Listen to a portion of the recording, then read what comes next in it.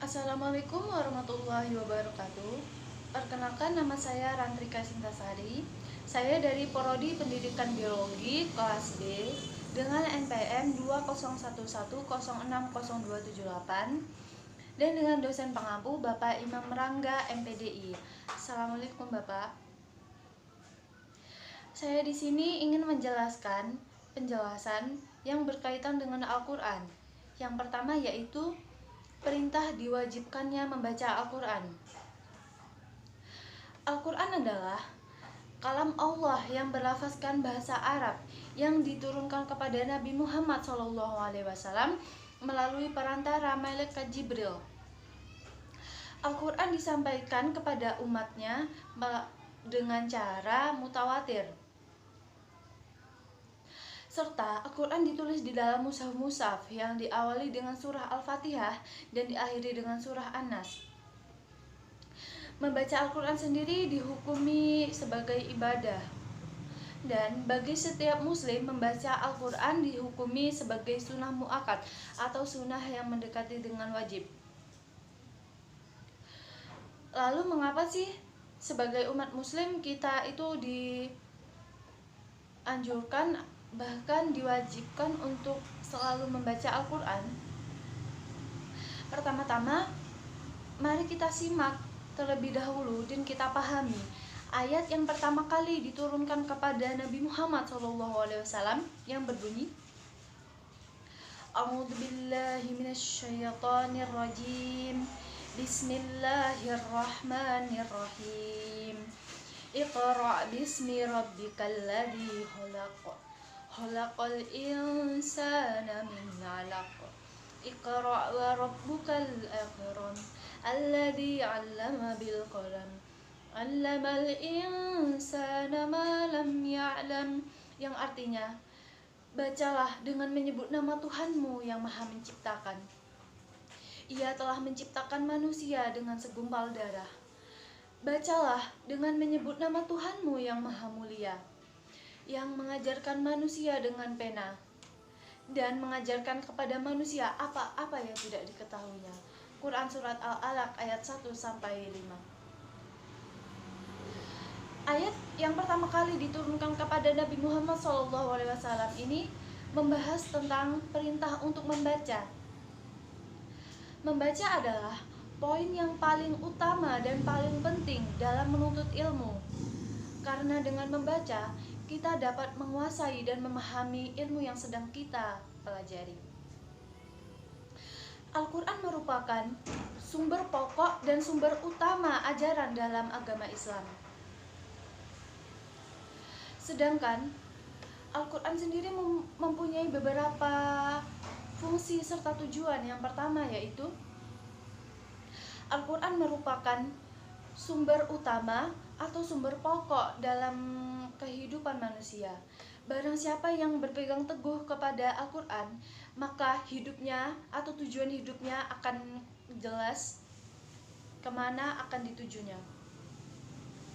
Yang kedua yaitu sumber hukum-hukum yang paling utama.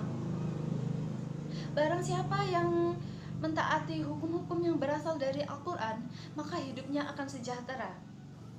Sedangkan yang ketiga adalah sebagai peringatan serta pembelajaran kepada umat Nabi Muhammad SAW.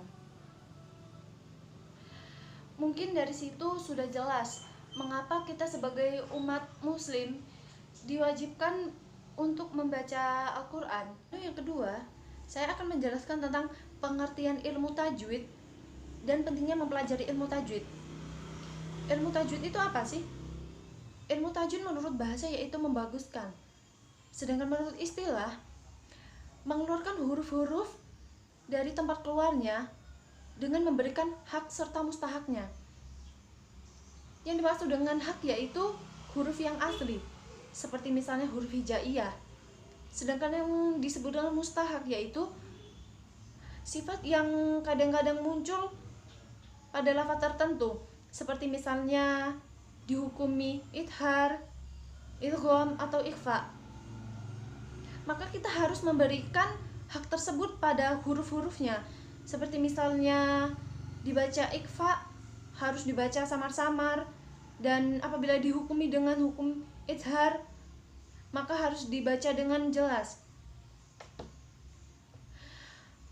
Lalu mengapa sih setiap muslim itu diwajibkan untuk mempelajari ilmu tajwid? Seberapa penting bagi umat Islam untuk mempelajari ilmu tajwid? Mempelajari ilmu tajwid bagi seseorangan dihukumi fardu ain. Dikarenakan apabila seseorang muslim membaca Al-Quran tidak disertai dengan ilmu tajwid, maka dia dihukumi berdosa. Ini dikarenakan ketika seseorang membaca Al-Quran tetapi tidak menggunakan tajwid, maka ia tidak menempatkan sesuatu pada tempatnya, atau disebut dengan zalim. Ketika seharusnya lafaz tersebut dibaca panjang, ia lalaikan. Ketika seharusnya dibaca pendek, dia baca panjang. Lalu yang ketiga, saya akan membacakan surah Al-Fatihah dan disertai dengan contoh bacaan tajwid yang terdapat di dalam surah Al-Fatihah. A'udzubillahi minasyaitonirrajim. Bismillahirrahmanirrahim. Alhamdulillahi rabbil alamin. Ar-Rahmanir-Rahim. Maliki yaumiddin. Iyyaka na'budu wa iyyaka nasta'in. Ihdinas siratal mustaqim. Siratal ladzina an'amta 'alaihim ghairil maghdubi 'alaihim waladdallin. Pertama, saya akan mencontohkan dalam lafaz bismillah. Bismillah ini dihukumi sebagai tarqiq. Ini dikarenakan ada lafaz Allah yang didahului dengan harokat kasroh. Tarqiq ini dibaca tipis dan dibacanya sepanjang 2 harokat atau 1 alif. Lalu yang kedua, Ar-Rahman. Ar-Rahman ini dihukumi sebagai alif lam samsiyah dikarenakan ada alif lam tasdid yang bertemu dengan salah satu huruf lam samsiyah, yaitu ra. Yang ketiga, hamdu. Hamdu ini dihukumi sebagai idhar safawi dikarenakan adanya mim mati bertemu dengan salah satu huruf idhar safawi, yaitu za. Lalu yang keempat, yaitu nasta'in. Nasta'in ini memiliki 2 hukum. Yang pertama yaitu dibaca sebagai mad arid disukun apabila dia diwakafkan. Sedangkan apabila ia dilanjutkan atau tidak diwakafkan, maka dibaca mad asli atau mad tabi'i. Ini dibaca sepanjang 2 harokat atau 1 alif. Lalu yang kelima yaitu waladdallin. Ini dihukumi sebagai mad arid disukun karena dia diwakafkan. Mungkin cukup sekian yang dapat saya sampaikan. Mohon maaf apabila banyak kesalahan. Kurang lebihnya saya mohon maaf. Wassalamualaikum warahmatullahi wabarakatuh.